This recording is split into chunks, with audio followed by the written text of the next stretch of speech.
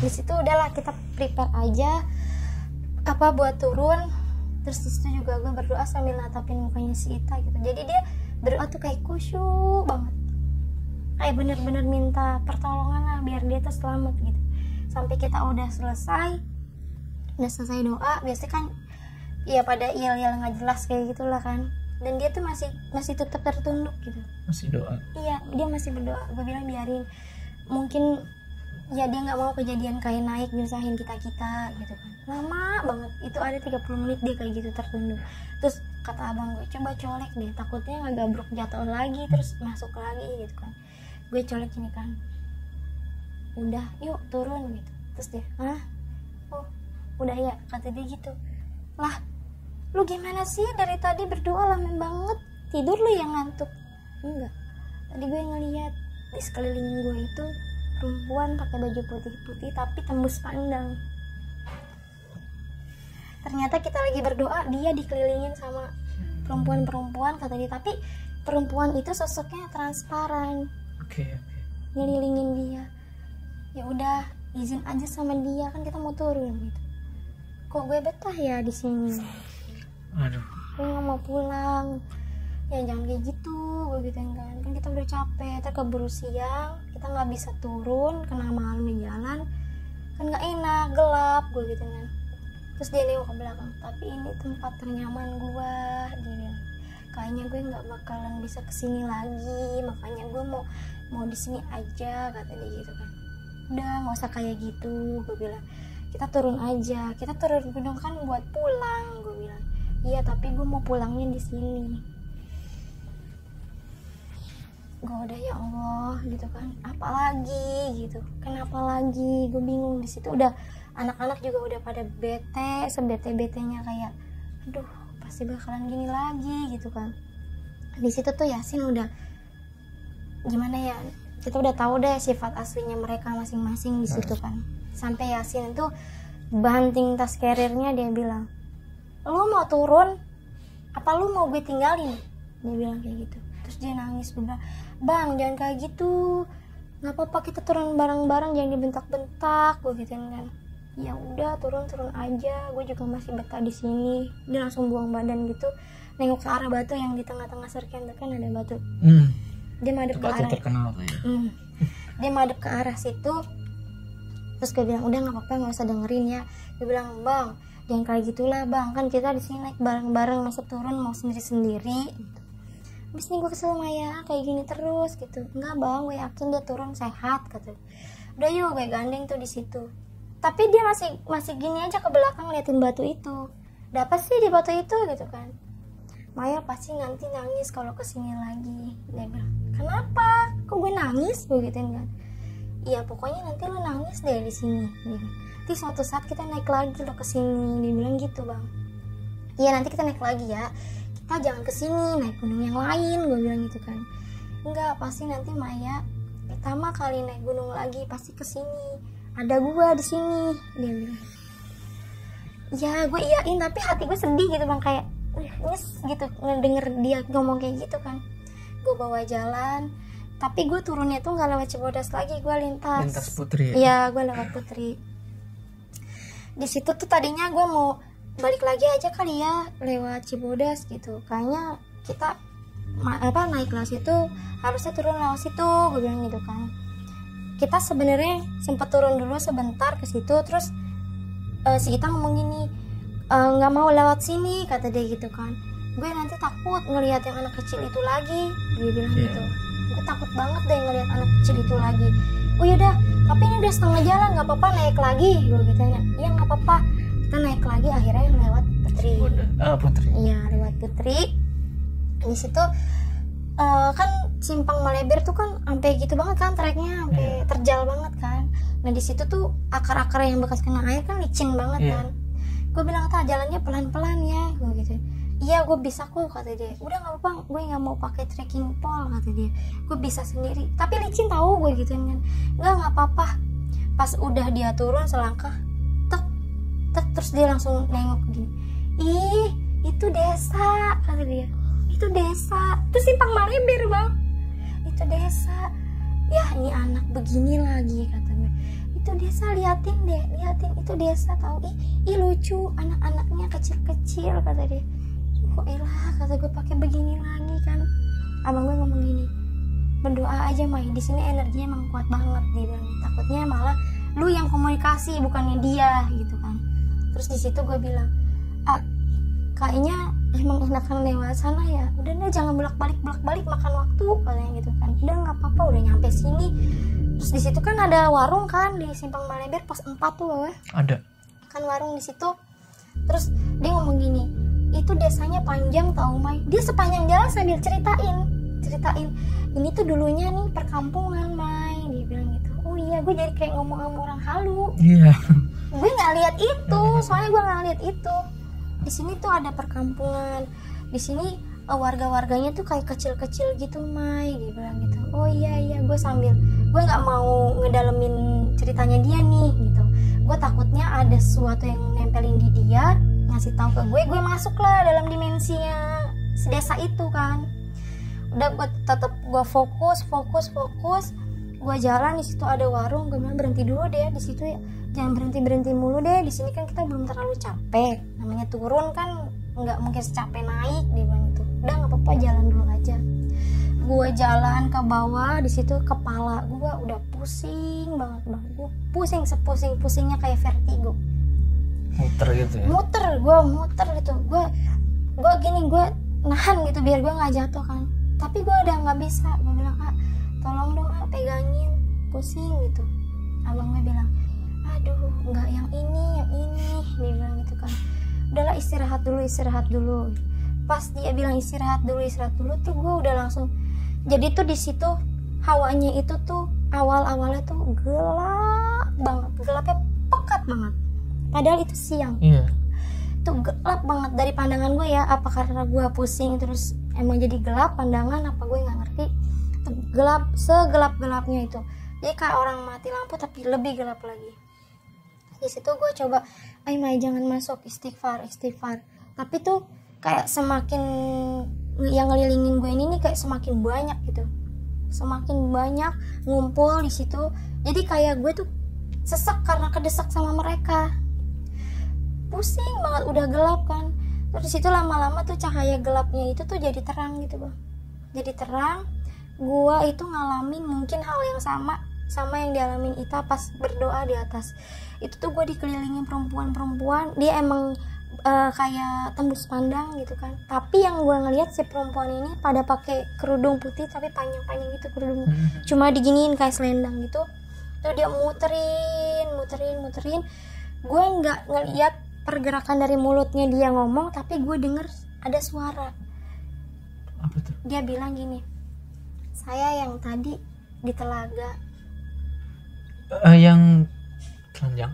Ya, tapi itu mungkin dayang-dayangnya atau apa. Oke, dayang. Dia bilang, saya yang tadi di telaga. Kenapa saya usir kamu? Karena ratu ini nggak pakai busana.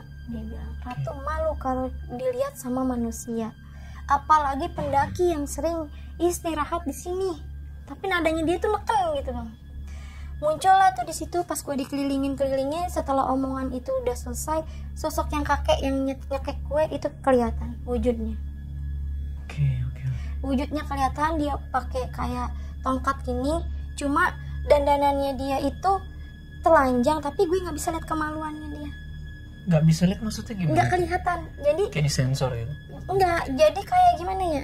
Gue tahu dia telanjang, tapi gue nggak bisa lihat ke bagian bawahnya. Oke. Gitu. Dia megang ini begini, itu mungkin ya dia yang ngomong. Terus ada lagi suara lagi, ambil bawa pulang. Gue nggak ngerti itu apa yang harus gue ambil dan apa yang harus gue bawa pulang. Tuh di situ tuh gue bilang, ya Allah, pengen balik lagi nih ke badan gue nih, pengen balik lagi. Kok nggak ada yang nyadarin gue ya? Maksudnya ketika gue lagi pingsan kayak gitu, nggak ada yang nyadarin gue bang. Dipikir gue pingsan karena kecapean mungkin ya. Gue mau balik lagi tuh susah, dikepung sama dia, gak akan bisa turun, kamu gak akan bisa turun, dia bilang. Tapi saya mau turun, saya minta maaf kalau saya ada salah sama kalian. Tapi mulut gue gak ngucap, cuma kayak dari hati nih ngomongnya. Iya, mungkin telepati kali gue komunikasi sama dia. Di situ udah 30 menit kalau nggak salah gue ngerasain hal kayak gitu. Terus gue bangun, gue kebangunnya itu karena si mamangnya itu kayak stukin pala rambut gue nih. Kan kalau puyeng kan biasanya di jenggut gitu. Iya. Nah tuh gue sadar kayak tek bunyi gitu, gue langsung bangun tuh. Ini kenapa? Pusing. Tapi gue nggak berani cerita di situ. Terus si mamangnya bilang cepetan pergi dari sini daripada nanti kayak gitu lagi gitu. Pokoknya mah saya dengar orang-orang yang bisa ngelihat setan mah ngelihat aja di sini. Dia bilang gitu. Udah mendingan turun aja ke bawah gitu, nggak usah pakai istirahat lagi. Kalau emang bener-bener capek istirahatnya berdiri aja terus minum, jangan duduk, dia bilang gitu kan. Nah di situ kita jalan nggak ada apa-apa tuh sampai ke pos 2 di bawah. Si Ita ngomong gini, Mai ada yang ketinggalan dah kayaknya, dia bilang gitu kan. Apaan? Tapi gue nggak tahu apa yang ketinggalan di atas ya, dia bilang gitu. Lu lihat gue sakit nggak? Dia ngomong gitu kan. Enggak, lu sehat-sehat aja. Lu lihat gue sakit nggak? Dia bilang. Ya enggak, lu nggak sakit, lu sehat gitu kan. Tapi gue ngerasa gue kayak ada yang ketinggalan gitu. Selama gue turun gue tuh ngerasa apa ya yang ketinggalan, kata dia. Dan gue ngerasa gue ini sakit, Mai. Kayak gue nggak tahu sakit apa, dia bilang. Udahlah nanti aja di bawah ngomongnya gitu kan. Karena ini juga belum nyampe bawah lu udah kayak gini lagi. Nanti takutnya gue lagi yang diajakin komunikasi gitu kan. Nah di situ tuh gue udah takut aja nih Bang, ya Allah jangan aja gue diteror lagi nih, dimasukin lagi nih gitu kan. Gak lama di situ si Yasin ngomong gini, Mai bentar kata dia. Perasaan gue kita ini kurang 1 nih orang, kata dia. Coba hitung. Pokoknya kita bertujuh kata dia gitu kan. Si Oleng udah langsung, aduh Sin apa lu yang halus sekarang gitu kan. Kita udah bertujuh gitu kan. Enggak tahu kurang apa nambah ya, dia bilang gitu kan. Coba gue hitung. Dihitung sama dia, iya pas 7. Tapi kayak ada yang aneh gitu, dia bilang. Udahlah lu laki masih aja otak lu kayak gituin kan. Takut banget lu. Enggak, ini hati gue tuh dari tadi sepanjang jalan pas Maya nih sadar, gue tuh ngerasa kayak tim kita kurang apa kelebihan, dia bilang gitu kan. Karena dia udah hitung, udah nggak ada gitu kan. Udah berdebat tuh di situ. Si Ari udah ngomong gini, udah dah sekarang kita gini aja, jalan nggak usah ada omongan, jalan aja sampai bawah, dia bilang gitu kan. Kalau ada yang ngelihat apapun di sini nggak usah diomongin, kita nggak usah komunikasi, jalan aja, dia bilang gitu kan. Di situ gue bilang kalau kayak gitu gue ngerinya malah gue komunikasi sama yang lain gitu, karena fokus gue nggak ada gitu. Kalau ngobrol bercanda kan gue masih ada fokus kesana kesini kan. Di situ bilang udah enggak, gue nggak mau tahu kan. Kita jalan aja, nggak usah ada komunikasi, dia bilang. Gue jalan tuh di situ, kita nurutin apa kata si Ari deh, biar kita juga aman deh turun deh kan. Terus kita ngomong gini, Maya gue sakit, dia bilang gitu. Terus kita apaan, gue gitu kan. Udah jalan gue gitu kan. Kita ceritanya di bawah aja. Tuh dia tuh selalu ngegagalin kita tuh biar turun gitu, selalu bilang sakit tapi ditanya nggak tahu sakit apa, kayak gitu terus. Akhirnya kita nyampe lah tuh di pos Simaksi itu udah mau menjelang sore juga tuh, gue lupa itu jam berapa. Udah nyampe ke bawah, udah di pos Simaksi, gue udah lega banget ya, alhamdulillah gitu kan, nggak ada apa-apa. Walaupun ya gangguan kecil gitu mah pasti ada ya, kayak dengar suara lah, dengar apa gitu pasti ada. Tapi enggak ekstrim naik ya, enggak se-ekstrim pas naik. Nah di situ gue istirahat lagi, jadi kayak ada warung kecil, gue istirahat di situ. Terus gue makan di situ, kita enak deh tuh pokoknya makan. Nah si Tani nangis, Mai gue nggak ngebayang ya kalau semisalkan gue pas naik terus gue meninggal di situ, dia bilang. Terus dia ngobrol, tapi lama-lama tuh matanya tuh menggenang air mata gitu. Gue nggak mau tatap dia karena gue takut ke bawah suasananya. Gue bilang udah, gak usah bilang kayak gitu, harusnya kita bersyukur bisa turun selamat, gue gitu bilang. Nggak ada halangan apa-apa. Tapi Mai kalau misalkan suatu saat lo naik ke sini lagi, lo nemuin gue, lo ajak gue turun ya, dia bilang gitu. kan sih kak, ngaco banget ngomong lu, gue gituin kan. Udah nggak usah ngomongin yang aneh-aneh. Udah iya, dia bilang. Udah selesai makan, udah kita pulang aja nih, nggak usah lama-lama lagi, istirahat bisa nanti di mobil gitu kan. Akhirnya kita naik mobil kayak mobil minibus gitulah dari situ. Terus di sepanjang jalan si Ita ngomong gini, Maya, apaan tak? Gitu. Gue sakit nggak sih? Dia bilang. Nih gue nanya sekali lagi ya, gue sakit nggak? Enggak, lu baik, lu sehat, gue gituin kan. Dia ngepelin tangan gue kenceng banget, dia kayak gini ke gue kan, kalau misalkan gue sakit atau gue kenapa-napa terus ya sampai gue meninggal, lu tetap mau jadi sahabat gue gak? Dibilang gitu. Itu sepanjang jalan bang, perjalanan pulang. Dan temen-temennya abang gue ini tuh udah nggak fokus lagi sama gue berdua karena mereka pun udah capek banget kan. Di situ tuh gue bilang, tak, gue nggak mau nangis-nangisan lagi deh, gue gituin kan. Takutnya sesuatu yang lo takutin pasti bakal terjadi, gue gituin. Udah positif aja pikirannya, tapi gue pasti bakalan ninggalin lo duluan. Dia bilang, apaan sih? Gue gituin kan. Gue tidur, gue bercandain dia tuh, gue tidur. Dia ngoceh kayak gitu terus sampai dia nanya sama orang samping bangkunya dia, mbak saya mau nanya, mbak lihat saya sakit gak sih? Sampai tuh mbak pun bingung mau jawabnya apa, kayak ibu-ibu apa sih ya, udah setengah tua gitu lah. Terus dia bilang, enggak, tadi kan temannya itu udah bilang si kamunya nggak sakit kan. Oh, dia diam nunduk gini tuh, air mata tuh gue nengok tuh jatuh terus bang, jatuh terus. Dia nangis, gue cuma bisa elap, dan nggak usah nangis kan udah turun gitu kan. Tahu ya kenapa ya gue kayak sakit, tapi gue nggak tahu sakit gue apa. Sepanjang jalan sampai ke rumah itu yang diomongin sama dia. Nanya terus tuh. Nanya terus dia bilang kalau misalkan gue nggak ada, lu mau nggak jadi sahabat gue lagi? Maksudnya kita tuh sahabatan terus gitu kan. Iya, sampai kapanpun gue gitu, karena cuma lu doang yang bisa ngertiin keadaan gue yang ibaratnya dulu gue nggak punya temen karena pada takut temenan sama gue, dan lu doang yang mau gitu kan. Di situ tuh pulang, anehnya lagi ini gue tarik mundur dulu ya. Jadi si mamanya Yasin ini ke rumah nyokap gue bang. Dia bilang, si Maya sama si Indra udah pada pulang belum? Katanya dia gitu. Belum, digituin kan. Tuh si Yasin udah nyampe duluan, dia bilang. Nanti pasti dikit lagi nih anak si nyampe pulang gitu, karena mungkin ini orang tua pada punya feeling yang gak enak ya. Lu ditanya lu diem aja lu anak, kata dia gitu. Tuh depan rumah diem aja ditanya, kata dia.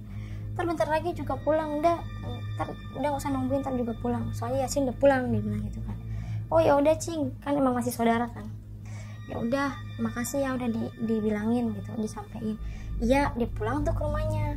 Nenek gua dari arah belakang rumah gue kan, kamar mandi gue itu terbuka kan, nggak ada tutupan atasnya, jadi kayak emang rumah zaman dulu sih. Dia langsung bilang ke nyokap gue, itu si Indra sama Maya ngapain di belakang? Dia bilang, pulang dari gunung lewat belakang, kata dia. Udah pulang mak gitu?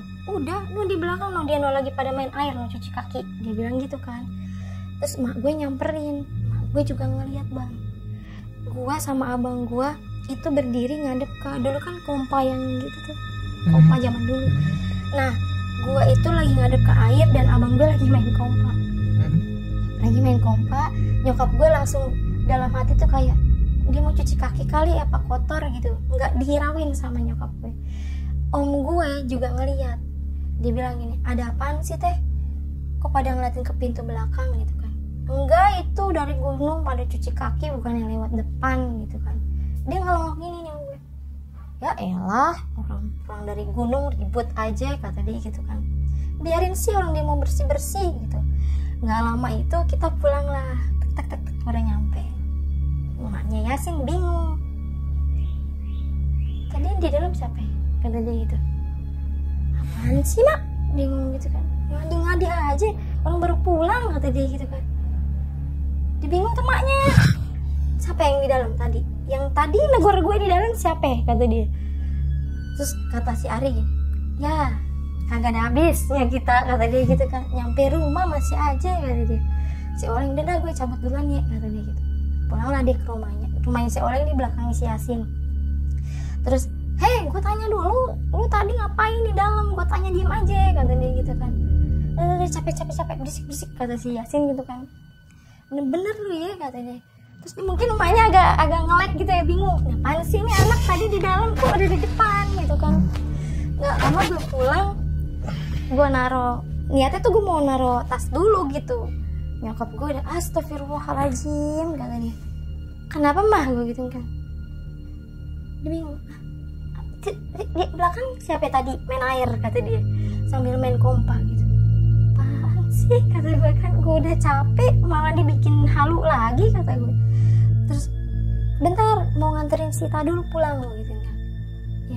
Ya udah ya pulangin dulu gitu, sekalian gue mau naruh tas dulu bentar, terus nganterin Sita pulang. Gue anterin tuh sepanjang jalan tuh dia masih nanya kayak gitu, udah istirahat kalau lu sakit, gue gitu kan, besok pasti sembuh kalau lu istirahat, jangan lupa lu minum tolak angin, lu masuk angin kali, gue gituin kan. Emaknya pun nyambut dia tuh, kata emaknya, Ita tuh aneh, kok mulanginnya bukan anak gue, kata dia gitu. Yang gue butuhin anak gue, bukan dia ngomong kayak gitu. Gue bingung kan, apaan ya ini, orang semua pada aneh, gue nyampe pun aneh gitu. Pulang dia ngomong kayak gitu bang. Kita tuh diam aja masuk ke dalam rumah. Gue bingung kan, ini apaan sih sebenarnya, ini kenapa, gue gitu. Terus emaknya ngomong gini, Mai pulang istighfar, jangan lupa sholat, kata dia gitu kan emaknya. Terus bapaknya ngomong gini, nggak beres, karena emang dia orang bisa juga kan bapaknya. Pulang, gue diusir sama mamanya. Gue pulang, gue masih kepikiran kenapa ya dari mamahnya Yasin, nyokap gue, nenek gue, sampai emaknya Sita kayak gitu. Udahlah, gue nggak mau pikirin, gue capek. Terus nyokap gue juga mau ngomongnya dari mana, bingung juga kan. Akhirnya gue udah ganti baju di situ, gue makan, gue disuapin sama nyokap gue sambil dia nanya, tadi Maya lewat belakang gak sih gitu. Enggak, lewat depan. Jangan bohong. Iya, lewat depan, mama lihat tahu tadi ada yang cuci kaki di belakang, kata dia. Terus mainin kompa tuh abang lu di situ. Udah mah mungkin dari gunung kali nyampe duluan, gue gituin kan. Jangan ngomong kayak gitu, makanya di gunung tuh jangan aneh-aneh, ngelakuin aneh-aneh enggak gitu. Enggak sih, oh ya udah gitu kan. Gue udah selesai makan kan, gue ngantuk banget kan, gue tidur. Nah ternyata nyokap gue itu ditelepon sama emaknya si Ita. Jadi gue dulu punya handphone kayak Nokia kecil gitu tuh. Tuh emang gue kasih nyokap gue buat nelfon doang, diangkat sama dia. Di emaknya udah pada tidur sama si Indra. Udah, suruh ke rumah dah, bangunin katanya. Ini si Ita ngapa tahu nih nangis mulu, kata dia gitu kan. Oh ya udah, iya dimatiin sama nyokap gue, dibangunin. No, kenapa no? Temen lu nangis di rumah, bukan istirahat malah nangis, kata dia. Kecapean kali. Udah, namanya juga capek, gue gituin kan. Kasian emaknya itu nelpon, katanya. Ya udah dah, gue udah kesel, udah capek, ngantuk kan. Nah rumahnya dia tuh di belakang gang rumah gue bang. Gue muter nyamperin ke rumahnya dia. Di situ udah rame orang, dia lagi jambak-jambakin rambutnya dijambakin sama dia sekenceng-kencengnya. Terus di situ pada ngelepasin, yang tadinya gue ngantuk, gue lemes, gue jadi seger gitu ngelihat kayak gitu kan. Ya Allah, kata gue, kenapa ya? Nih gimana nih? Dia di atas ngapain gitu kan? Ya Maya nggak tahu bu, dia ngapain gitu. Dia nggak ngapa-ngapain sih, cuma dia lagi mens gitu. Aduh, dia emaknya marah-marah gitu kan. Dipegang sama orang-orang rame pun nggak kena. Sampai tuh di kepelan tangannya dia tuh rambutnya dia semua. Rambutnya dia pada rontok. Di situ gue juga bingung, gue harus gimana, gue juga nggak ngerti kan. Gue nggak ngelihat, lagi-lagi gue nggak lihat yang ada di dalamnya si Ita itu siapa. Di situ dia tarikin rambutnya kenceng banget kan, sampai imam di masjid yang dekat rumahnya si Ita ini sampai ke situ, sampai ibaratnya dia kan tukang ruqyah juga kan, sampai di ruqyah tuh semakin jadi tuh dia semakin ngamuk. Udah di ruqyah sama si Pak Ustadz itu, udah tuh dia udah mendingan kan, kepala sakit dong habis ditarik-tarikin kayak gitu kan. Diajak ngomong dia cuma gini-giniin kuku gini, diajak ngomong ini siapa gitu, kalau kalau anak ini ada salah maafin, jangan kayak gini gitu kan kita sama-sama makhluk ciptaan Allah, nggak boleh kayak gitu, digituin kan. Terus emaknya udah ngomong gini, aduh Pak, kalau misalkan anak saya kenapa-napa gimana ya, nggak usah percaya Bu, nggak ada setan yang bisa bikin manusia mati, dia bilang kayak gitu kan. Terus dia langsung melotot gitu bang, pas dibilang setan nggak ada yang bisa ngebunuh manusia gitu, dia melotot, terus langsung tangannya di itu udah, ya Allah, itu kuku udah gimana ya, nggak mau putus gitu, kepotek gini. Terus ini kan udah darah semua kan, semuanya dia gituin. Terus kita kan udah panik semua kan, sampai nyokap gue nggak tahu dengar dari mana dia ke situ juga. Sampai gua itu di sidang di situ. Ini anak ngapain aja, ngelakuin apa aja. Ya emang nggak ngapa-ngapain, cuma dia mens doang. Setahu gue itu aja, gue nggak tahu apa-apa lagi yang dia lakuin gitu kan. Terus bapaknya bilang, nggak bisa, ini harus dibawa ke rumah sakit dulu aja, dia bilang gitu kan. Kasihan, ini udah berdarah-darah masalahnya, kuku-kukunya dia kan udah berdarah-darah. Telepon lah ambulan tuh, malam itu ditelepon ambulan. Gue itu dalam hati, kayaknya gue nggak bakal bisa dikasih istirahat deh, udah nyampe rumah mau tidur pun dibikin kayak gini gitu kan. Nah di situ si Ita itu yang tadinya nggak ngamuk, tiba-tiba di ambulan tuh kan diinfus kan tangannya dia kan, itu ngamuk lagi. Jadi si jarum yang ada di tangannya dia tuh sampai patah, motek gitu, kepotek, terus kan kemana-mana kan darahnya kan mencrat gitu. Itu di dalam ambulan pun, sampai ambulan kayaknya dari luar kalau dilihat tuh udah goyang kali ya, karena pergerakan dia ngamuk-ngamuknya. Terus ditambah lagi di situ kita diberhentiin sama polisi karena yang ngebuka jalurnya itu polisi nggak ngeni kalau belakang ambulan, karena nggak dinyalain tuh sirinenya. Nah itu dia lampunya kan mati, jadi mau ditilang kan sama polisi. Terus yang depan bilang, saya ngawal ambulan Pak di belakang gitu. Oh ya lewat. Di situ tuh polisi udah, katanya sih polisi ini temennya si bapaknya si Ita. Nah si polisinya itu gak tahu dapat kabar dari mana, dia pun datanglah ke rumah sakit di daerah Jakarta Barat. Ini boleh gue sebut gak sih rumah sakitnya? Nggak usah. Ya dia ke situ, terus udah itu polisinya langsung nanya, ini ada apa gitu, kecelakaan apa enggak Pak gitu. Oh enggak, ini sakit gitu kan. Oh ya udah aman ya berarti ya, nggak ada kecelakaan, nggak ada apa gitu. Iya Pak, kasih Pak gitu. Ya bapaknya juga nggak nanya, itu polisi tahu dari mana. Udah itu dibawalah ke ruang IGD apa UGD gue lupa. Di situ kan dibenerin lagi tuh infusan yang patahnya kan. Itu dokter pun banyak, suster banyak, nggak ada yang bisa megangin dia bang. Sampai nih tangannya diikat gitu sama kasur yang di rumah sakit. Tuh masih dia goyangin. Nah kita kan kasihan karena kukunya udah meretel gitu kan, nggak mau copot. Si si susternya itu benerin kukunya dong buat diperban. Itu tuh nggak tahu kan tangan keikat ya, tapi tuh dokternya bisa ketampar sama dia bang. Gue nggak ngerti itu gimana. Berarti kuat banget susternya. Bapaknya ngomong gini, yang naik gunung tadi nggak usah kemana-mana, sini dulu, dia bilang gitu. Gue kan udah takut kesalahan juga kan, kesini dulu katanya, ngumpul dulu di sini. Gue di situ tuh posisi gue udah nggak pakai sendal, gue udah nyeker. Gue bilang sama si suster-susternya, sus tolong dong, gue gituin. Tolong gimana, lihat aja temannya kayak gitu, goyang-goyang terus, berontak terus. Apa mau dibius dulu Pak, dibius gitu kan. Terus dibius lah sama si dokternya, udah nggak apa, kita ambil keputusan bius aja, dia bilang gitu kan, daripada ngamuk-ngamuk kayak gini. Dibius satu nggak mempan Pak, ini satu biusan ini nggak mempan Pak, dia masih tetap goyang, walaupun goyangnya udah agak mereda, tapi dia nggak berhenti total gitu kan. Kita nggak bisa ambil resiko buat dibius kedua kalinya karena bahaya gitu kan, takut overdosis atau gimana lah, gue nggak ngerti. Di situ tuh dia kayak tatapan dia cuma satu ke atas, terus tangan dia begini terus, sebelah kiri kayak gini, tapi matanya ke atas gitu, melotot.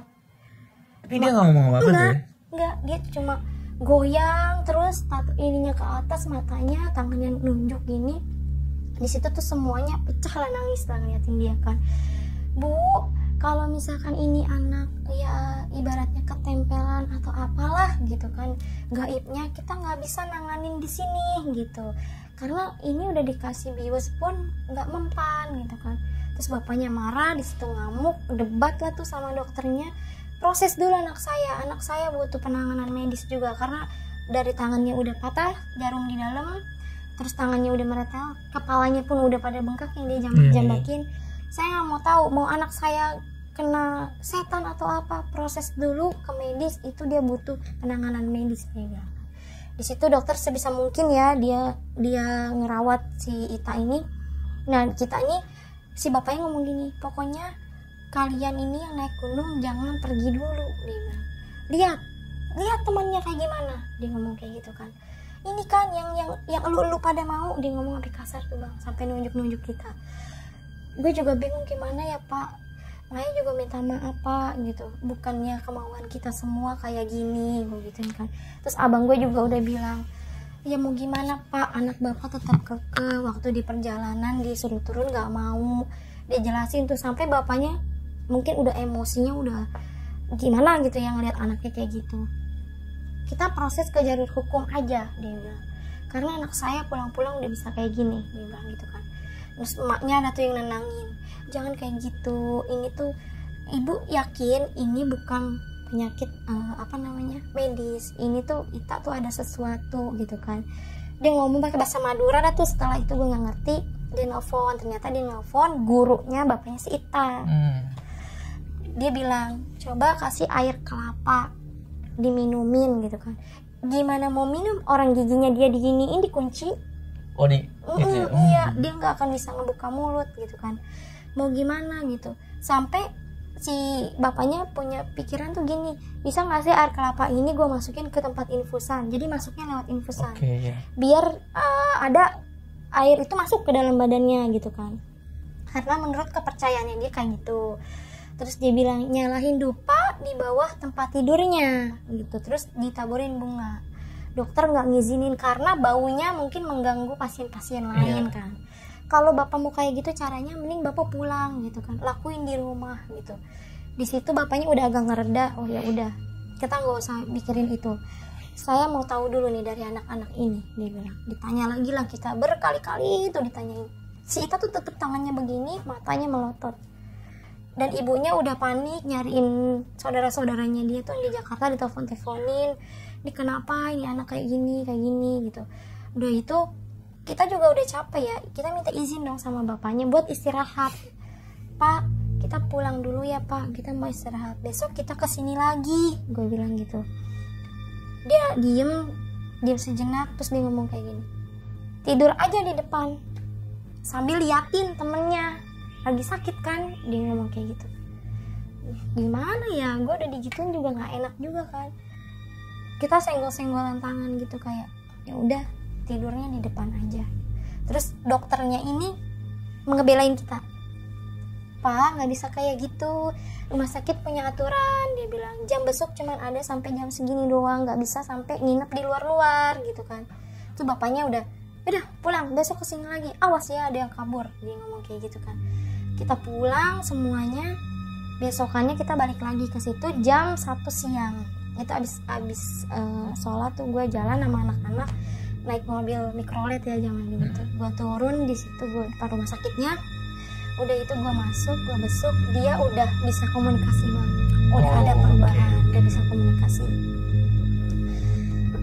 Aduh, narik nafas dulu lagi gue. Ya Allah, semoga gue kuat ceritanya. Jadi pas kita masuk ke dalam ruangannya si Ita, kan kita nengokin tuh dia udah bisa ngomong kan. Mamahnya ada di sampingnya lagi duduk. Mamanya tuh welcome juga kita gitu kan. Di sini Maya masuk, Itanya udah mendingan gitu, tapi tangannya masih belum bisa dilepas karena takut kayak gitu lagi gitu kan, takut ngamuk lagi. Terus gue bilang, tahu udah makan belum? Dia nggak mau ngomong. Iya, cuma gitu doang. Makan ya, gue suapin ya gitu. Dia ngomong kayak gitu.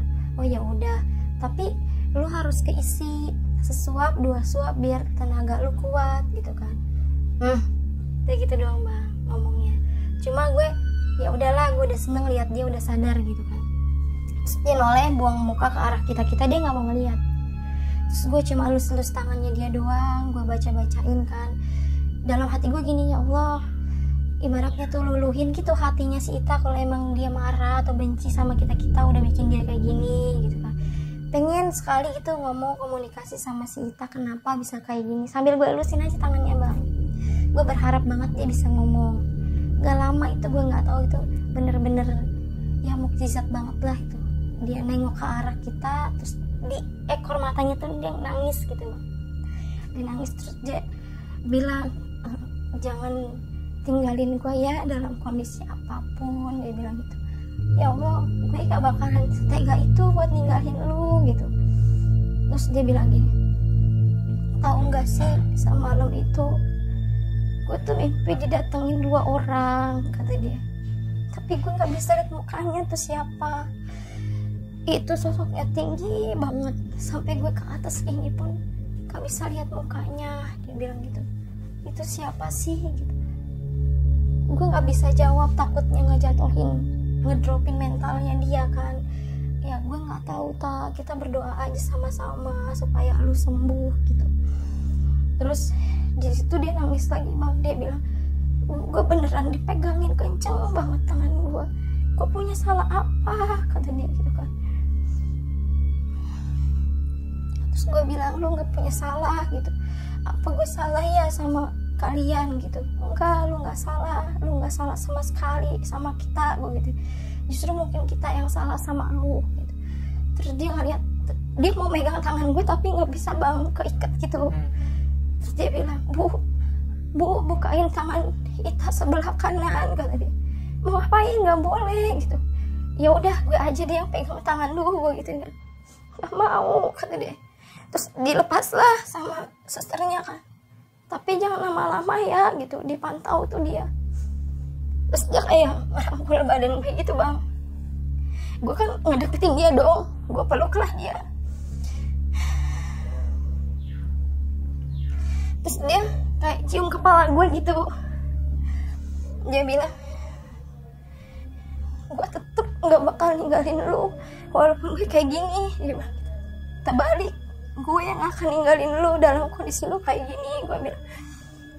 Di situ tuh udah yang cowok-cowok itu udah kayak nggak mau lihat drama gue sama dia. Gue tahu mereka tuh nangis gitu, tapi nggak yang menghadap ke kita. Mamanya pun nangis di situ. Terus mamanya ngomong gini, ngusapin, kan kita peluk gitu kan, pelukan gitu. Terus mamanya ngusapin ke tangan kita. Semoga kalian itu bisa terus sahabatan gitu. Mama juga udah ikhlas gitu. Terus gue pegang tangan mamanya, bu jangan ngomong kayak gitu, kita pasti sembuh, gue gituin kan. Dia tuh pasti sembuh, dia bakal bisa main lagi gitu.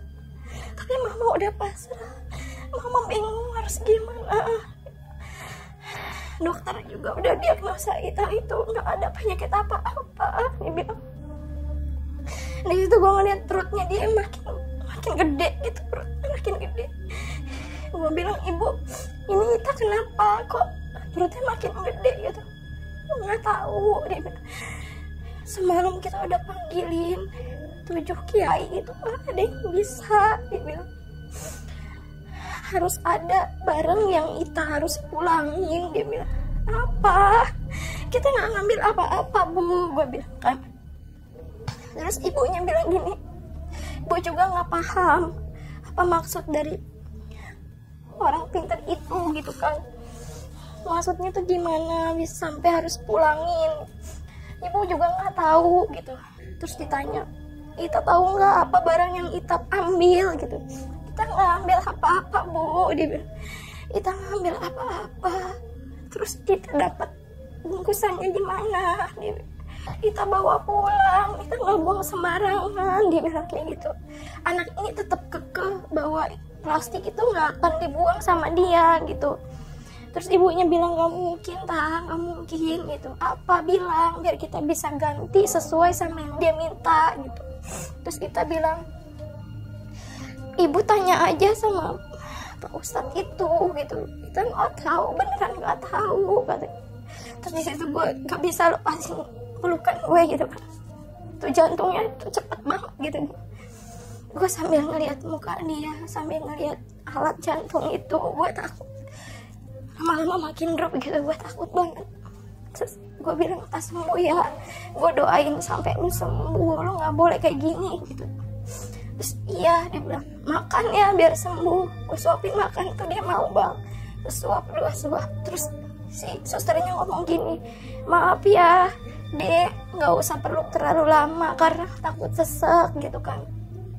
Oh iya, terus dikencengin lah tangannya dia. Gue bilang, suster jangan kenceng-kenceng, kasihan teman-teman saya. Gue bilang gitu. Gak apa-apa, ini demi kebaikannya dia, biar dia nggak ngamuk-ngamuk lagi gitu. Di situ gue sampai sore gue nggak mau ninggalin dia gitu bang. Cuma kan gue harus sekolah kan. Gue pulang, gue bilang tak, gue pulang dulu ya, besok pulang sekolah gue kesini lagi gitu. Iya, dia bilang, Maya bajunya yang gue pinjem nanti gue pulangin ya, dia bilang gitu. Nggak usah, gue gituin kan, dia lu aja nggak usah dipulangin, karena dia waktu itu sempat pinjem baju gue itu. Terus dia bilang ya udah nggak apa-apa buat gue, ya nggak apa-apa ya, gue simpen ya baju itu, kata dia. Ya simpen ya tak, semoga itu baju bisa kepake nanti buat kita naik gunung lagi. Sampai gue semangatin gitu. Gue pulang, hari keduanya gue balik lagi pulang sekolah. Gue tuh di sekolah udah gak fokus banget, gue tuh selalu inget dia gitu. Gue nengok ke arah belakang gak ada. Biasanya gue suka ngobrol sama dia ke belakang gitu kan. Di situ tuh guru gue ngomong gini, gimana Maya keadaan kita gitu. Ibu mending tengokin aja bu, saya nggak bisa ngomong apa-apa, nggak bisa ngomong banyak karena aja saya juga nggak ngerti. Gue gitu kan. Ya udah nanti berangkat bareng sama ibu. Nah gue motoran tuh sama guru gue kan. Gue motoran ke rumah sakit. Itu gue belum ganti baju sama sekali, tapi gue pakai sweater. Guru gue itu bilang, kayaknya itu bukan sakit medis ya, dia bilang gitu. Nggak tahu bu, coba ibu tanya sama orang tuanya, gue bilang. Dia ngobrol sama orang tuanya, gue di dalam sama dia. Terus dia bilang gini, yang lain mana? Gue nggak nengokin gue, dia bilang gitu kan. Yang lain itu masih pada sekolah, tak belum pulang gitu kan. Suruh kesini deh, bisa nggak? Dia bilang, ya nanti ya, dia bilang gitu kan. Di situ gue bingung gimana cara gue ngubungin mereka, sedangkan gue itu nggak bawa handphone bang, zaman sekolah kan nggak bawa handphone. Terus gue bilang, minjem handphone ibu ya buat nelfon biar kesini, gue gitu kan. Di situ tuh gue juga bingung mau nelfon siapa, mau siapa duluan yang gue telepon. Akhirnya gue telepon abang gue. Ya udah abang gue koordinasi lah tuh sama teman-temannya, nyampe lah di rumah sakit. Terus dia bilang gini, kalian malu ya punya teman kayak gue nyusahin. Dia bilang, enggak, kita enggak kayak gitu kok gitu, kita pengen kita tuh sembuh gitu, semangat gitu. Si Yasin yang tadi orangnya demen bercanda sampai dia tuh nggak bisa ngomong apa-apa lagi ngeliat keadaan itu gede banget bang, makin gede perutnya.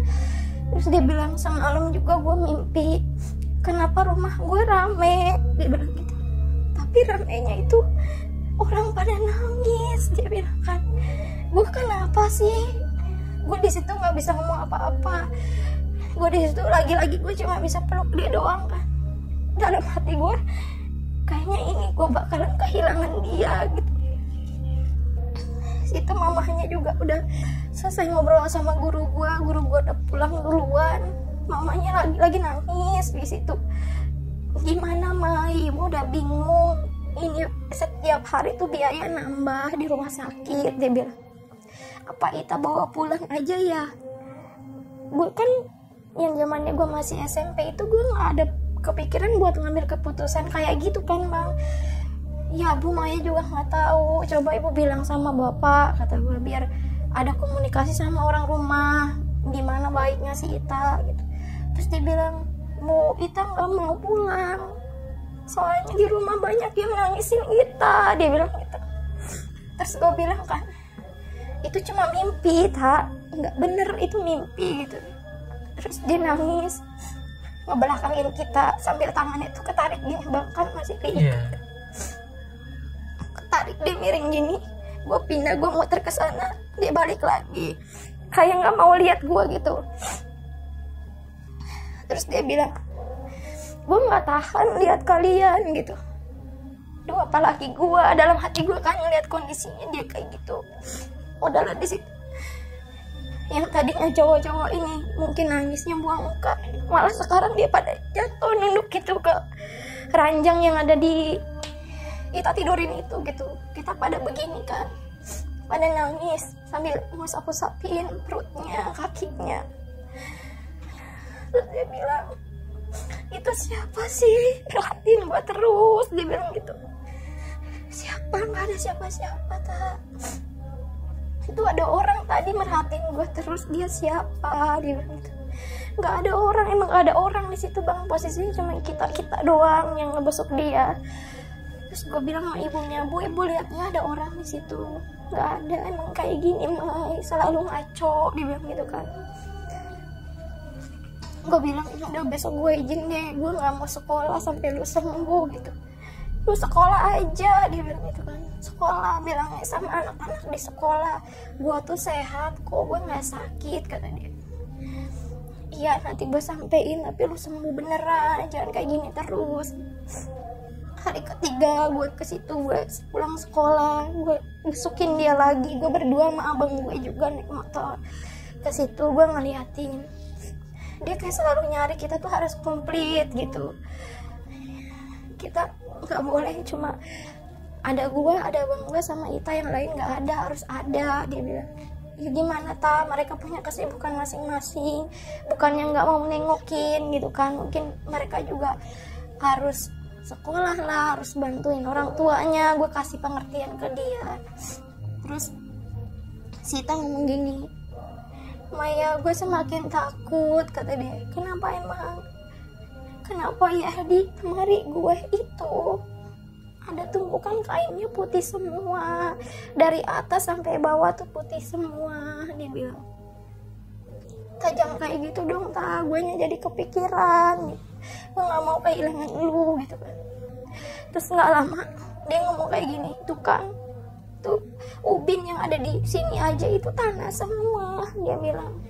Nggak ada tanah, ada, bersihin. Terus ibunya nangis, ya Allah kita, ibu udah capek ngepelin dari tadi, dia bilang. Ini nggak ada tanah, nggak ada kotoran, ini tuh rumah sakit, bersih, steril, nggak ada apa-apa, kata dia. Dia tetap nangis. Dia bilang, ibu maafin kita, dia.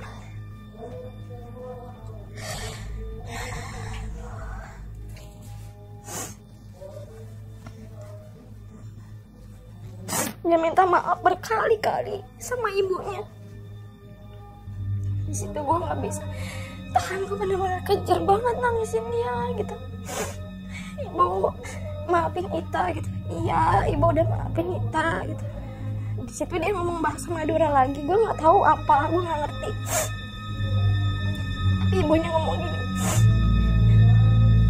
kalau Ita sampai ninggalin ibu pasti bakalan stres katanya. Anak ibu cuma satu, anak perempuan ibu cuma satu, Ita harus sembuh, nggak boleh ngomong gitu. Terus gue udah gak kuat sama sekali, gue pulang, gue pulang ya, gue gak kuat kalau lu masih denger lu cerita kayak gini terus gitu. Dia buang badan, melengosin gue. Di situ gue pulang, gue tuh udah trauma banget bang, ke rumah sakit pasti ada aja yang diomongin sama dia. Terus gitu kan, ke hari keempatnya kayak gitu, dia selalu ngomong kayak gitu. Terus perutnya makin gede gitu kan. Hari ketujuhnya ini bang, hari ke-6 si Ita itu bikin kita seneng. Itu tuh dia tuh kayak mau makannya banyak gitu kan. Terus dokter bilang ini udah bisa pulang karena perutnya udah mulai kempes gitu kan. Nah di situ gue nyampe, gue sujud syukur deh di situ, di bawah ranjangnya dia, ya Allah makasih gitu kan, masih kasih umur ke Ita gitu. Ini pun udah dilepas, barang udah dilepas. Terus dia peluk gue, ikhlas ya bajunya buat gue ya? Iya ikhlas, gue besok mau pulang Maya, dia. gue udah sehat, iya pulang ya, besok gue jemput, gue nginep di rumah lu biar lu tuh ada temen, jangan ikut gue Maya. Dia bilang di situ udah kacau pikiran gue, udah fix, udah ini mah udah tanda-tanda gitu. Gue pulang, gue bawa cerita seneng ke nyokap gue bilang udah mendingan mah, perutnya udah kempes, dia besok mau pulang gitu. Mama gue nangis, nggak tahu dia nangis. Maya, kalau seandainya kita nggak ada, Maya ikhlas ya, dia bilang gitu. Nyokap tuh ngomong kayak gitu. Nyokap gue marah-marahin bang di situ. Gue sampai bener-bener emosi sama nyokap gue marah, gue kesel. Dia bisa bilang kayak gitu. Gue bilang mama jangan kayak gitu. Sama aja mama ngedoain dia itu biar cepet-cepet nggak ada gitu. Terus nyokap gue nangis, nggak tahu mama ngeliat tuh anak kayak ada yang aneh, dia bilang. Terus gue tidur sebentar, abis berdebat sama nyokap gue tidur jam 11 malam itu. Ketok-ketok lah pintu rumah gue bang, diketok-ketok, gue nggak tahu itu siapa. Gue tidur di depan TV, nyokap di dalam di kamar. Gue anehnya gue nggak dengar bang suara ketokan pintu itu, tapi nyokap gue yang dengar dari kamar. Dia bilang tuh ada yang ketok-ketok tuh dari tadi juga, bukan dibukain gitu kan. Malah diem aja tidur pura-pura budak. Gue digituin bang, terus gue bilang ya udah mah buka. Itu gue udah puyeng banget, udah gue juga udah ngerasa badan gue udah nggak enak gitu kan. Gue buka pintu, gue kaget bang, dia berdiri depan pintu rumah gue sama nyokap gue ini bener-bener langsung, hah Ita udah pulang. Bener demi Allah ya bang, gue ngeliat itu, gue buka pintu tuh senengnya minta ampun. Gue ngeliat dia, gue meluk dia, hambar rasanya gitu, kayak nggak bisa kepeluk gitu, aneh pokoknya. Terus dia bilang nih bajunya gue pulangin gitu. Sebenarnya sih gue suka banget sama baju ini, tapi gue pulangin aja deh ya, biar kita tuh nanti bikin yang baru kayak gini kita pakai berdua, dia bilang gitu. Padahal itu baju polos doang, nggak ada apa-apanya. Terus gue bilang nggak usah, bawa aja, gue kasih lagi bang, bawa aja gitu buat lu pakai. Masuk ke dalam gitu kan. Nyokap udah bilang tak di dalam aja, baru sembuh tak kena angin gitu. Iya kita mau pulang dulu kata dia. Dia pulang, gue tutup pintu dong. Gue nggak sama sekali, jujur itu gue nggak kalau dia itu masih di rumah sakit. Gue tidur mah, bajunya tadi dipulangin, udah diambil lagi kan sama dia. Iya diambil lagi karena dia demen banget tuh sama tuh baju. Udah biarin aja dah, baju polos gitu doang gitu kan. Udah gue tidur, nyokap gue tidur, abang gue begadang sama saudara-saudaranya dia. Di rumahnya dia kan rame kan. Abang gue lari, itu pintu udah dikunci, dia dobrak bang, sampai gue itu bangun bener-bener yang tadinya gue udah tidur langsung berdiri, gimana keliangannya kan. Dia ngap-ngapan kayak gitu. Terus dia bilang ke rumah sakit. Kenapa? Gue gituin kan. Itu gue ngeliat jam 1:30 malam. Kenapa? Gue gituin kan. Ke rumah sakit udah kata dia itu. Gue tuh udah, ya Allah, gue nangis di situ, dengkul gue udah nggak bisa diri. Nyokap gue juga udah bilang kan, mama udah bilang ya udah mau gimana Mai, nggak bisa, kita nggak bisa, ini takdir Allah katanya gitu kan. Udah bangun tengokin gitu, karena nyokap gue tuh udah kayak anak sendiri sama dia, karena dari kecil kan kemana-mana gue sama dia gitu. Di situ gue bener-bener kaki gue tuh udah nggak bisa bergerak sama sekali gitu, karena gue udah nggak sanggup begitu buat dengar kabar itu gitu kan. Abang gue sampai ngebohongin gue bang, dia masih sembuh, kita harus jemput dia gitu kan. Di situ gue bangkit lagi, nggak mungkin gue gitu. Iya dia sembuh, dia mau pulang gitu kan, dia udah sehat. Itu gue ingat banget, gue minjem motor om gue buat kesana. Tuh badan gue yang udah meriang, menggigil, udah nggak enak badan sama sekali, gue ke situ. Gue nyampe rumah sakit, ternyata emang bener dia belum meninggal bang, belum meninggal. Gue ke rumah sakit, gue ngeliat dari kaca karena itu udah ditutup rapat kan. Gue ngeliat ke kacanya, gue ngintip gitu sama si susternya kan ditutup gini kan, nggak boleh lihat gitu. Gue tuh berusaha biar gue bisa lihat dia gitu. Gue sampai sujud bang di kaki dokternya. Gue bilang, dok, saya mau lihat teman saya, sahabat saya. Dokternya bilang, dari kaca aja ya, nggak boleh masuk gitu. Dibuka sedikit sama dia. Gue lihat, itu bener-bener sakaratul mautnya dia bang. Matanya dia ke atas, perutnya makin gede. Itu dalam hitungan detik itu mulut dia muncrat keluar darah, jadi kayak orang ditusuk. Di situ gue udah nggak bisa apa-apa. Ya Allah,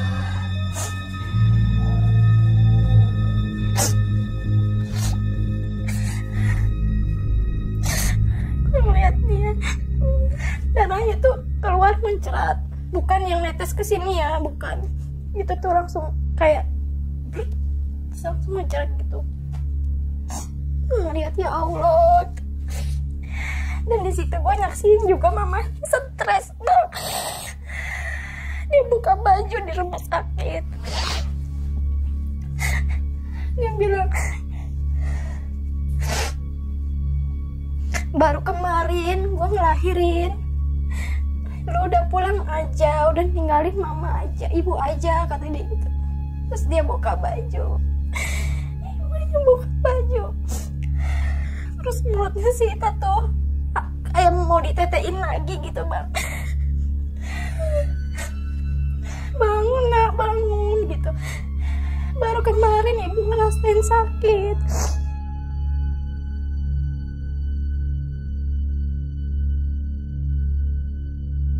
Jangan bawa anak saya, jangan dikubur anak saya, dia bilang gitu. Dia masih hidup, dia cuma tidur aja, dia bilang gitu kan. Terus dokternya udah bilang, aduh ini kayaknya bakal kena gangguan mentalnya, kejiwaannya gitu kan. Terus keluarganya dari si Ita ini kayak mau buat ibunya tuh biar dipisahin dulu sama si Ita.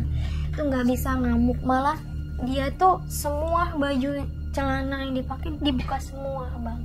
Terus dia jalan-jalan sambil, kan di rumah sakit itu ada gulingnya bekas jagain dia tidur, digendong-gendong sama dia teriak-teriakan. Dan yang bikin gue sedih itu orang-orang tuh pada ngeliatin gitu kan.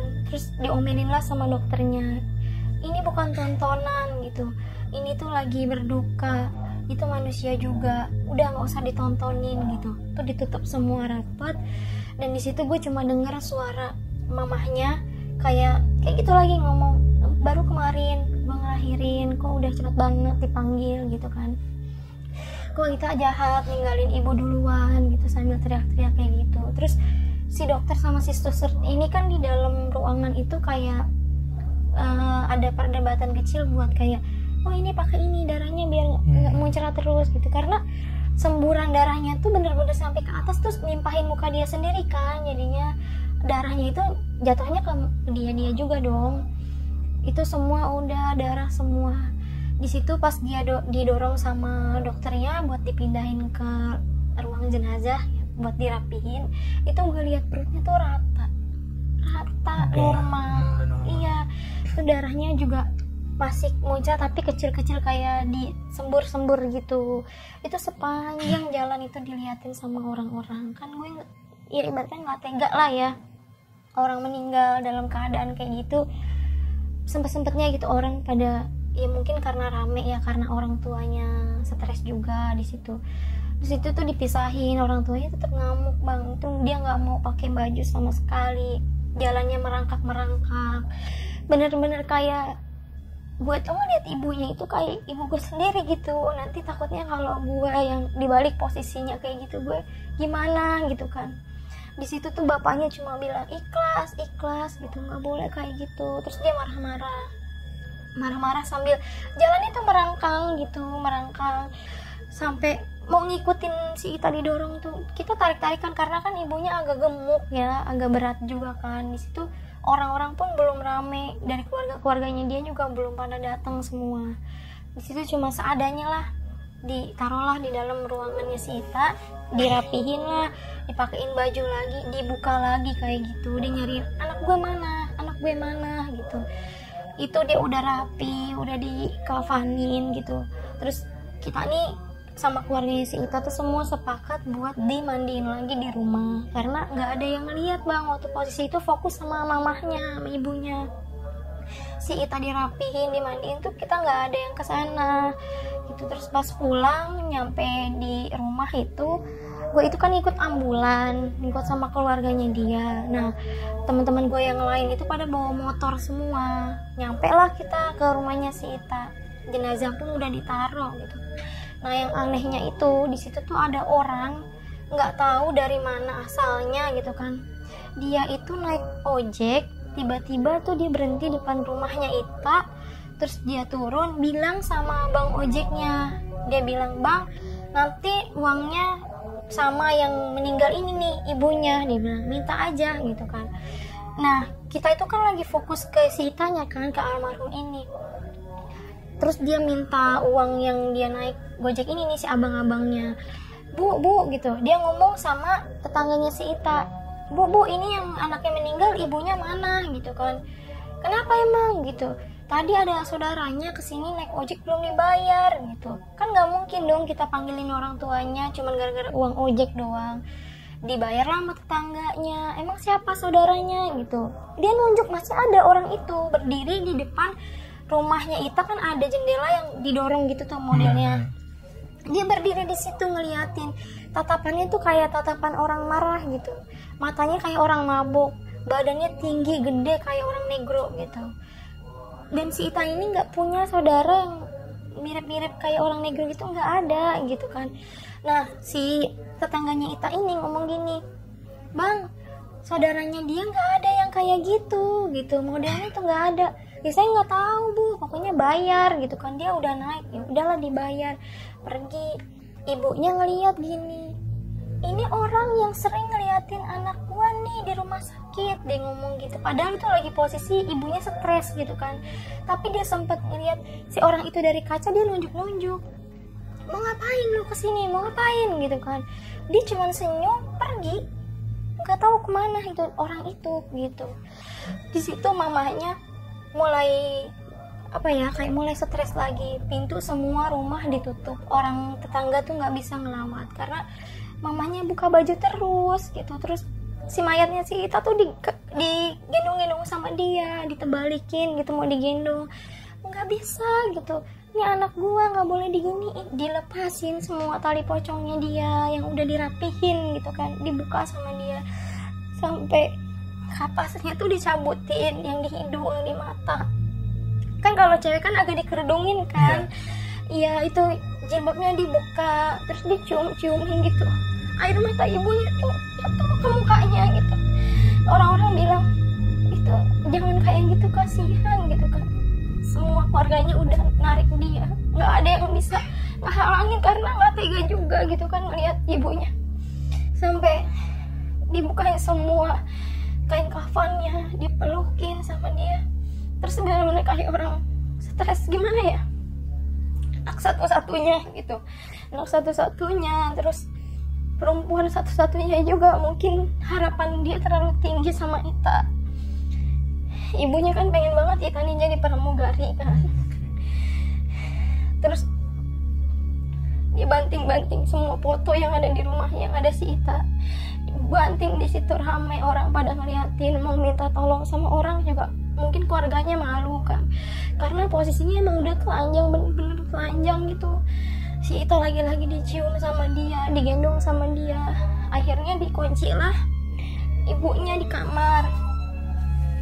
Terus mayatnya si Ita ini mau coba dimandiin lagi kan, karena di rumah sakit katanya tuh mungkin ya dia kurang bersih atau gimana kan. Tapi dari mulutnya si Ita itu yang tadinya keluar darah itu kan, setelah air mata ibunya jatuh ke mukanya itu bersih, nggak keluar sama sekali darahnya.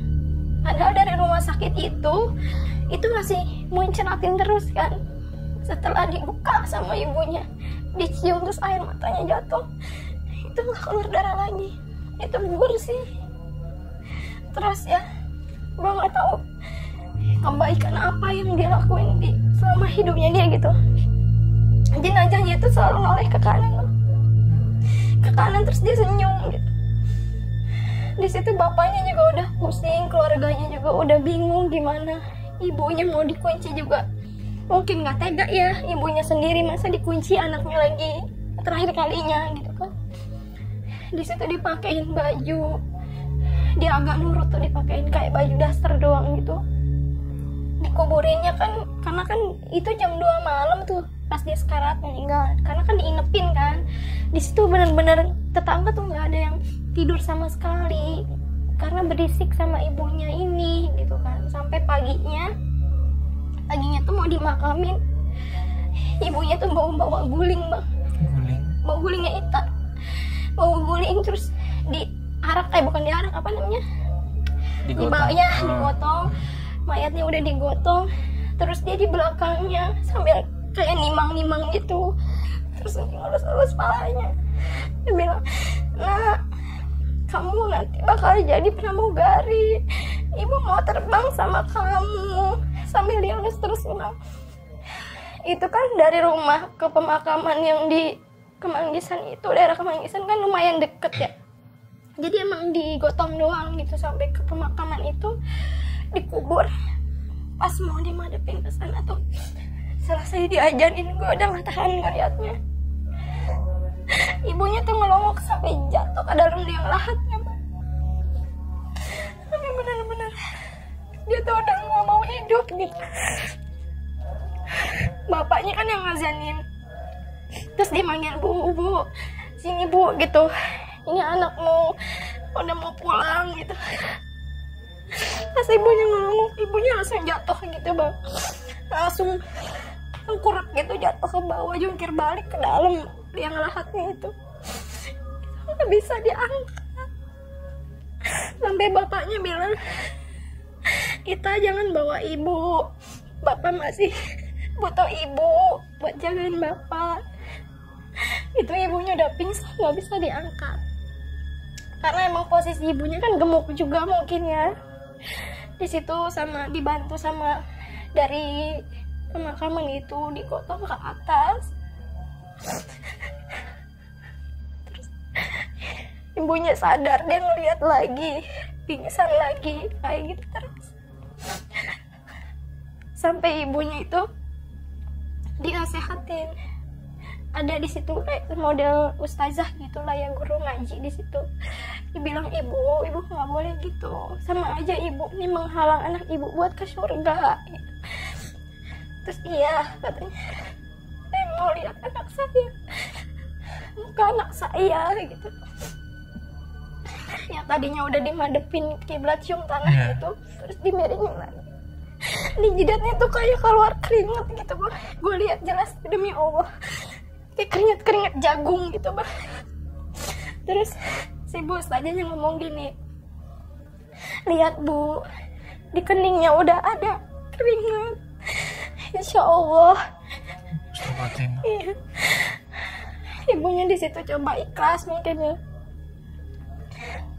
Pas dikuburin, tanahnya pun udah nimpah dia gitu. Ibunya di situ tiduran guling-gulingan di situ. Dicakar-cakar lagi tanahnya. Dia bilang, "Bangun nak, bangun." Di situ gue temenin bang, karena gue udah nganggap ibunya itu ibu gue gitu. Di situ kita rame-rame ngegotong dia lagi, dia pingsan lagi. Sampai pulang ke rumah gitu, teriak-teriak lagi nyariin anaknya. Sampai besokannya dipanggilin psikolog bang. Sampai itu psikolog nyari orang yang mirip almarhum temen gue ini. Dicari sebisa mungkin, dia harus dapat orang yang mirip sama almarhum kita gitu.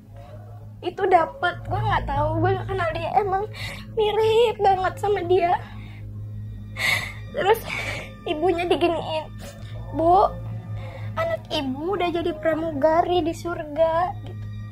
Udah jadi bidadari di surga. Bu mau lihat nggak anak ibu sekarang kayak gimana?" Sampai itu pakein baju bener-bener kayak baju pramugari gitu bang.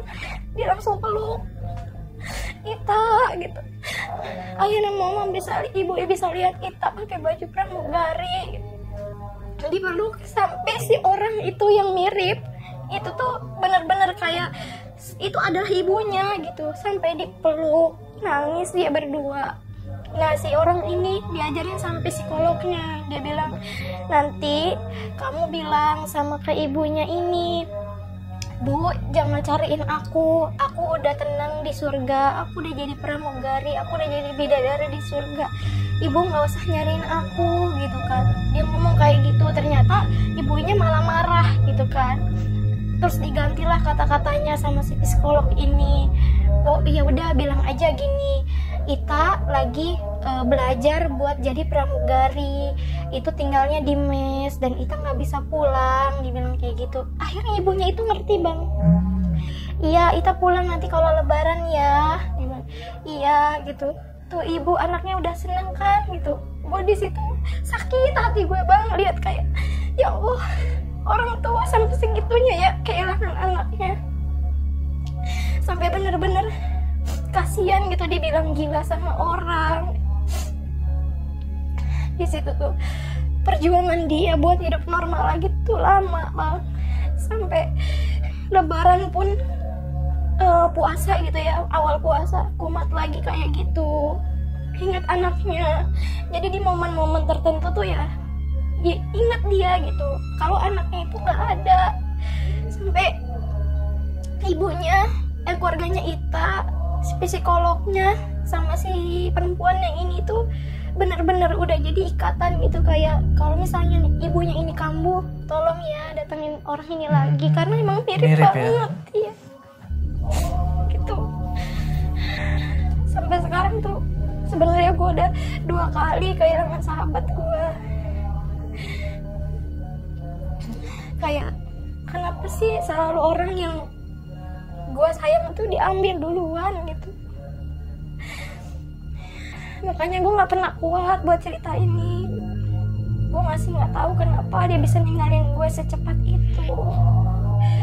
Bahkan ada saudaranya yang bilang kalau Ita ini dulu pernah diguna-guna sama mantan pacarnya. Terus Ita dibikin nggak betah di rumah. Gue nggak percaya karena sehari-harinya dia itu sama gue terus gitu. Gue nggak tahu kalau dia punya histori yang bilangnya diguna-guna lah. Gue nggak percaya itu gitu. Terus dia bilang katanya ada sesuatu yang memang harus dibuang guna-gunanya itu di gunung gitu. Jadi kayak disangkut pautin gitu bang. Sebenarnya tuh gue yakin nggak kayak gitu. Emang udah takdir Allah. Kita nggak bisa ngehalang itu. Mungkin ya cara jalannya si Ita itu melalui naik gunung gitu kan, sebabnya tuh naik gunung gitu. Makanya sampai sekarang itu gue dulu tuh sempet nggak mau gue naik gunung lagi bang, gue tuh trauma gitu. Tapi gue muncul pengen naik gunung lagi karena omongannya dia itu, kalau lu kangen lu kesini lagi ketemu sama gue pasti. Iya, di situ gue mulai kangen sama dia, benar-benar pengen ketemu dia gitu. Gue naik juga sampai gue gak percaya, masa sih orang main sampai segitunya. Gue pun naik di saat gue lagi mens, lagi halangan gitu. Jadi kayak gue itu pengen apa ya, menghilangkan mitos itu gitu bang. Cuma gue juga gak ngerti kenapa dia bisa kayak gitu. Mungkin bukan, sebenarnya mens itu kan mungkin ada yang terganggu atau ada juga yang nggak kenapa-napa kan. Mungkin. Cuma kalau sampai kayak begitu kejadiannya kayak bukan hanya mens sih, ya kan? Mungkin ada sesuatu yang emang kita luput waktu itu kan. Iya, kita nggak tahu kesalahannya apa gitu.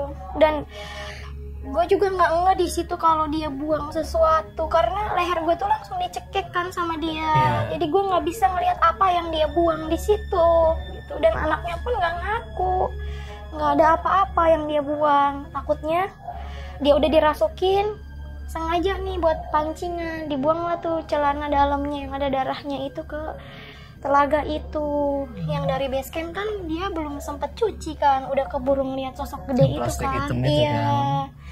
gitu, jadi mungkin si makhluk sana udah ngincer dia kali mungkin ya. Cuma itu kan ya spekulasi kita Iya, aja kan, nggak tahu mungkin benernya tuh kayak gimana. almarhumah bener buang itu atau enggak, kita nggak pernah benar-benar tahu. Iya. Kadang kalau gue komunikasi sama dia juga nggak pernah dapat jawaban itu gitu. Ya mungkin emang udah takdir Kan? Iya, Allah mungkin kan. emang ya takdirnya harus meninggal. Dengan cara Iya. seperti itu. Dari tadi pun gue cerita juga di pantau gitu orangnya hadir. Nah, sempat sedih aja gitu kan. Bawaannya Karena gue lihat dia gitu di mana dia?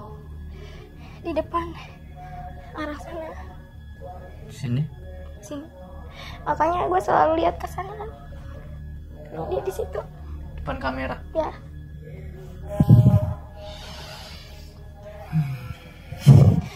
Dan kalau gue kemana-mana pun dia selalu kayak ada bayangan dia gitu bang. Gue ke gunung mana pasti kayak ada dia di belakang gue. Karena lo emang bener-bener deket ya. Iya, karena dia doang emang yang mau temenan sama gue gitu. Makanya gue minta dari video ini yang nonton ya, habis nonton video ini ya Al-Fatihahnya buat almarhumah ya. Doain ya. Mudah-mudahan ya almarhumah Ita. Kan dilihat dari ciri-ciri matanya keluar keringat di dahi Iya. gitu kan. Setahu gua ya itu husnul khotimah. Iya, jarang orang yang kayak gitu kan. Iya. Biasanya orang-orang yang kayak kiai, wali-wali Iya. Allah kayak gitu. Ya, insya Allah lah husnul khotimah ya. Terus sekarang kabar ibunya Ita gimana? Kan itu dia udah pindah dari pertama kali corona itu udah pindah ke Madura. Karena kan dia juga punya usaha kan, Iya. rumah makan, dia jual sate, soto gitu. Karena pandemi ya jualannya sepi ya dia pindah pulang ke kampung. Tapi maksud gua udah ini kan udah nggak kayak dulu kan. Udah Untuk sekarang gue nggak paham juga karena gue nggak terlalu ini juga, maksudnya kabar-kabarannya pun nggak terlalu intens kayak dulu gitu. Nah yang jadi penghalangnya itu adalah si saudaranya yang bilang kalau Ita diguna-guna karena gue sempat ada masalah sama dia. Gue berantem, gue membela almarhumah, gue nggak mau dia dituduh seperti itu gitu. Akhirnya ya mungkin nomor ibunya si Ita ini diganti sama dia atau gimana gue nggak tahu, dan gue nggak bisa kontak dia lagi sekarang. Kak Maya, ya tadi dari ceritanya, wah itu Masya Allah tuh, ini cerita paling menggelegar lah di channel gue, jujur ini baru pertama kali gue denger cerita panjang, mantep. Nah ini buat penutup ya, gue pengen ke Kak Maya ini ya, kasih pesan-pesan lah nih buat pendaki ya, mungkin buat meminimalisir supaya nggak kejadian kayak gitulah. Kira-kira mesti gimana sih gitu kan? Kak Maya lumayan sering naik gunung juga ya, itu gimana sih Kak? Kalau pesannya tuh ya dimanapun kita berada ya, nggak mesti di gunung Iya. kan, dimanapun. Hal gaib itu kan banyak orang yang percaya dan tidak percaya gitu. Sebenarnya gue cuma mau ngingetin lagi, kita itu memang hidup kan berdampingan sama mereka, sama-sama ciptaan Allah juga. Dan ya kalau bisa dimanapun kita berada saling menghargai aja. Iya. Entah dari sikap kita, bahasa kita, perlakuan kita. Kan kita itu nggak bisa melihat mereka ya secara Iya. orang awam ya, nggak bisa melihat. Tapi dia bisa melihat kita, bisa tahu gerak-gerik kita. Siapa tahu misalnya kita lagi naik gunung ada kesalahan yang memang kita nggak ingat atau nggak sadar gitu, kayak kondisi gue waktu naik gunung sama almarhumah ya kan. Gue nggak tahu ada kesalahan apa ya, mungkin itulah kesalahan yang nggak bisa dimaafkan sama mereka gitu. Jadi ya dimanapun kita berada harus saling menghargai aja kali ya. Oke deh Kak Maya, ini makasih makasih banyak ya udah mampir di channel gua, udah mau bagi cerita, udah mau ini hampir 2 jam belum kita cerita.